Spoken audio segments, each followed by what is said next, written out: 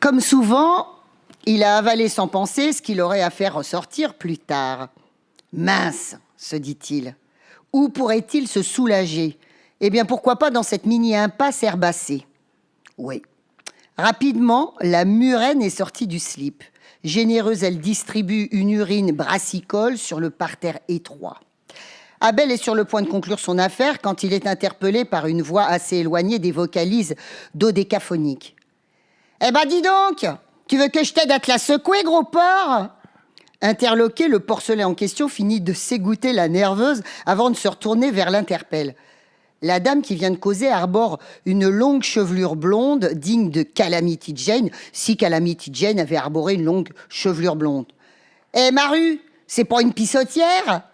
Je vous prie de m'excuser, madame, il se trouve que... De quoi? Que t'as picoulé un chouïa de trop, t'inquiète? Je comprends. Il m'arrive moi-même souvent d'arriver déclusé au point de faire déborder le vase. Tu l'avais jamais entendu, celle-là, hein? Lu de vive voix, hein, monsieur Sylvain Gillet. C'est quand même étonnant, vous le portez très bien, Sandrine Manteau, ce rôle. On croirait qu'il a été écrit pour vous, dites donc. C'est vrai, j'aurais pu croire aussi. Ces quelques paroles fleuries et délicieuses, vous les retrouvez dans le nouveau ouvrage, on dit opus maintenant. Le nouvel ouvrage de Sylvain Gillet, ça s'appelle Venenum. Alors, évidemment, je vous ai servi quelques-unes de ces phrases les plus pittoresques. Elles ne sont pas toutes de cet acabit, mais c'est diablement bien troussé, en tout cas, ce que fait Sylvain Gillet. Il faut dire qu'il en est à son 3e ouvrage, n'est-ce pas? Oui, c'est le 3e du polar, souvent rigolo, hein, comme l'auteur, et avec beaucoup de rebondissements, comme l'auteur. Hop, voilà. Je ne sais pas si je l'avais fait la première fois. Mais... Bon, alors, puisqu'on a parlé des 2 précédents, on vous les montre. Le premier, c'était ça, Ludivine Comédite. Ludivine Comédite, jeu de mots, Maître Capello. Et Commedia Nostra. Ce qui est intéressant, c'est revenir sur Ludivine Comédite, parce que on retrouve exactement le même héros dans Venenum. Raconte, Sylvain. Oui, bah alors c'est donc une nouvelle aventure de mon guitariste de blues jazz rock. Oui, alors sans être du tout une suite, les 2 bouquins peuvent se lire complètement séparément, et c'est toujours diablement drôle. Et parce que moi je fais des polars, mon 2e qui était entre les 2, c'était un comédien qui menait l'enquête, et là c'est un musicien, parce que moi je tiens à faire des polars sans flic et sans détective privé. Et j'y tiens parce que 90% des polars, c'est toujours un flic ou un détective privé qui mène l'enquête. Maintenant, il y a aussi pas mal de journalistes, mais pour changer un peu, je voulais que ça soit un peu autre chose. Oui, mais attends, c'est des enquêtes qui se croisent. Et il y a les enquêtes menées par Diaz, c'est ça? Oui. Et puis, il y a des enquêtes aussi menées par un flic.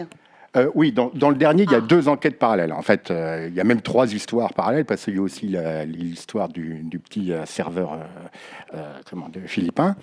Et oui, alors donc c'est mon guitariste de blues, rock, jazz, Abel Diaz, qui va être embauché comme musicien sur une croisière transatlantique pour animer avec des amis musiciens un séminaire pharmaceutique. Alors c'est pas par hasard, parce que moi-même en tant que réalisateur, j'ai beaucoup travaillé dans des séminaires pharmaceutiques pour faire des petits JT rigolos à l'époque. Donc c'est un domaine que je connais très bien. Il y a un personnage qui s'appelle Gilles Sylvet, qui est plus ou moins moi, en gros. Et donc il va y avoir une mort un peu suspecte d'un de ses amis musiciens, soi-disant naturelle, mais pas naturelle, parce que Abel va creuser. Et c'est justement un premier meurtre perpétré par un petit serveur, un petit personnel de l'ombre du paquebot, qui va donner l'idée à Abel que la mort de son copain n'est peut-être pas si naturelle que ça. Et donc, ça va se poursuivre à Ripart de Lisbonne, ça va se poursuivre à New York, et ça va continuer à Paris, et un peu dans le Gâtinais, Chalais-sur-Loing, Château-Renard, Chalais-sur-Loing, la plus belle commune du Loiret, banlieue de Montargis, la Venise du Gâtinais. C'est une phrase que je casse dans tous les bouquins, ça. Hein. Ah oui, d'accord, ok. Oui, parce que je suis Chalais-toi, alors donc... D'adoption. Oui, depuis, ça fait bien 6 ans maintenant. Et puis voilà. Et donc celui-ci, il a été entièrement écrit ici, à Chalais-sur-Loing. Il est local. Bon, écoute, en tout cas, tu me dis que le bluesman en question, c'est pas un flic, d'accord? Enfin, néanmoins, il y a quand même une petite description à un moment donné.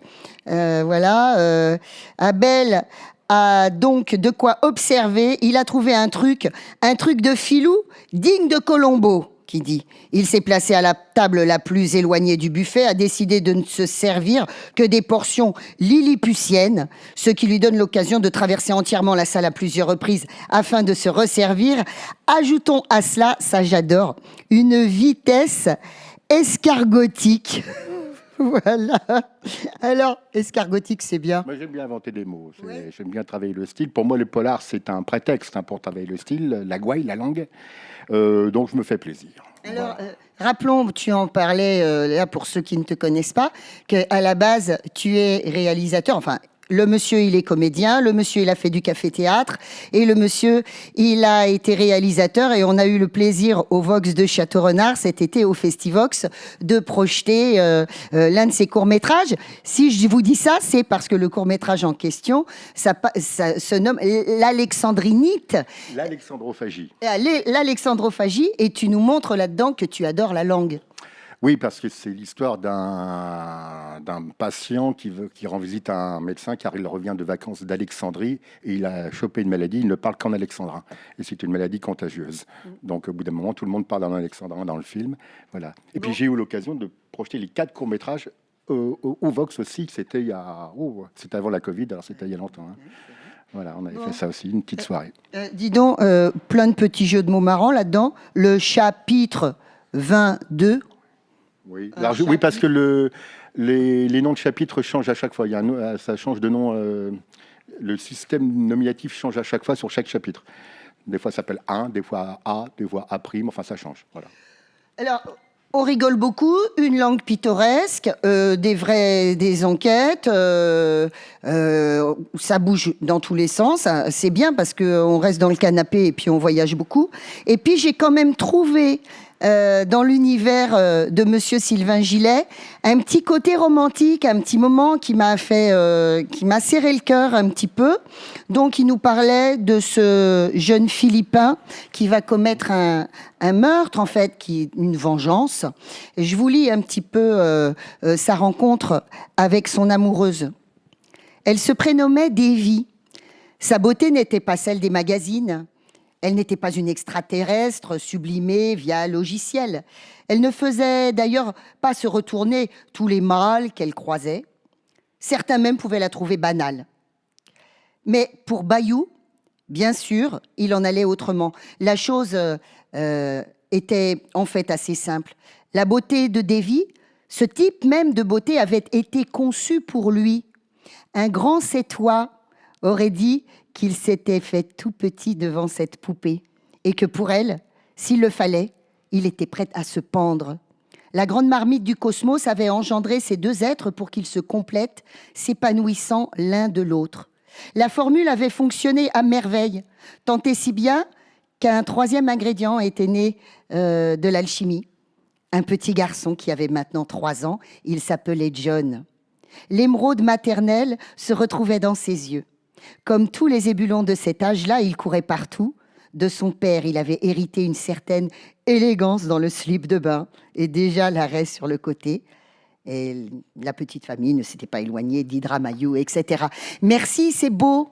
Oui, parce que Sylvain Gillet n'est pas que fantaisie et galéjade. Il est parfois un peu romantique. Oui. Voilà. Et puis donc, comme tu le disais, il y a une autre enquête en parallèle qui est là menée par un flic.